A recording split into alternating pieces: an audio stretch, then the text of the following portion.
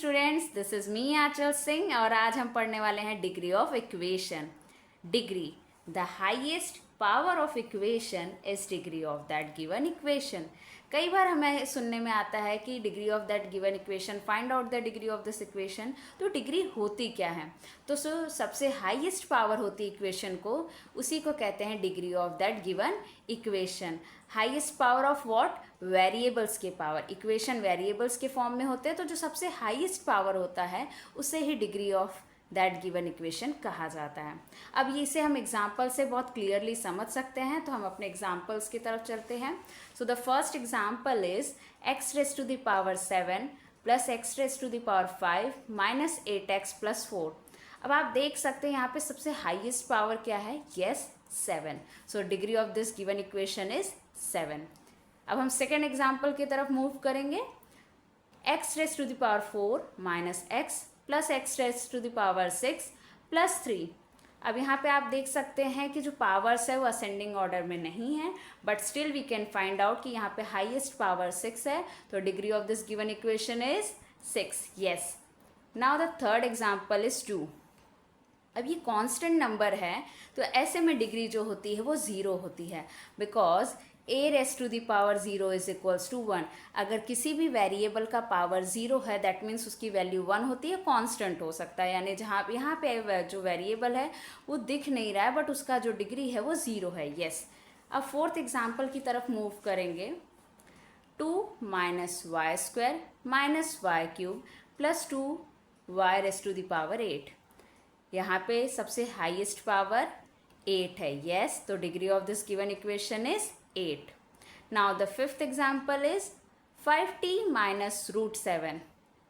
यहाँ पे जो डिग्री है वो क्या होगी? यस, 1 होगी, क्योंकि यहाँ पे सबसे हाईएस्ट पावर क्या है? 1।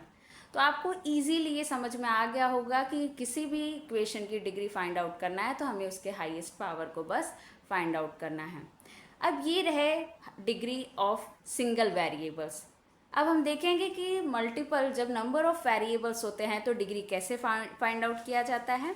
सो let's move for another examples.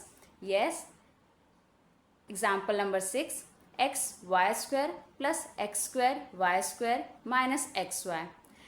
जब नंबर ऑफ वेरिएबल्स होते हैं तो अब हमें पर्टिकुलर टर्म के वेरिएबल्स के पावर का सम करना पड़ता है, उन्हें ऐड करना पड़ता है।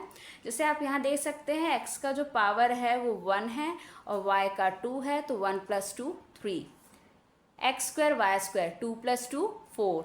और यहाँ पे आप देखेंगे x का पावर 1 y का पावर 1, दैट इज उनकी टोटल डिग्री हो जाएगी 2। अब यहाँ पे हमें टोटल डिग्री में से फाइंड आउट करना है कि हाईएस्ट डिग्री कौन सी है।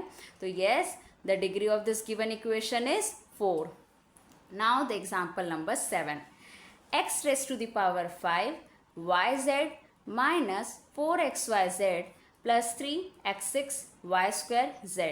अब हम फिर से टोटल करेंगे सभी टर्म्स की डिग्री का, तो 5 + 1 6 plus 1 7, 1 + 1 + 1 3, 6 + 2 + 1, that is 6 + 2 8, 8 + 1 9. So the degree of this given equation is 9. Now the example number 8, that is 5p cube q cube plus 4p cube minus 8p² q square. हम फिर से add करेंगे जो variables के power है, 3 + 3 6, 1 + 1 2, 2 + 2 4। Highest power क्या होगा total degree का? तो 6। तो यहाँ पे हम देखेंगे, जब हम टोटल कर लेते हैं पावर्स का, डिग्रीज को ऐड कर लेते हैं, तो ऐसे में जो हाईएस्ट पावर होती है तब हम कैलकुलेट करते हैं। So this is all about the degree in the case of when the terms have number of variables. तो आई होप सो आप सभी को ये क्लियर होगा। Thank you so much.